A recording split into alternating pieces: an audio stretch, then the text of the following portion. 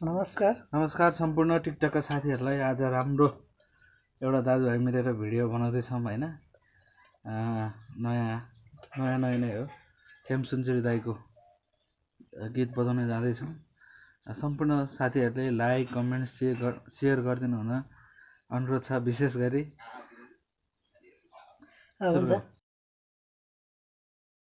के दिने हो प्यासीले पानीलाई, म भन्दा नि उभागे मानीलाई, के पठाम चिनी मिर्सी खानेलाई।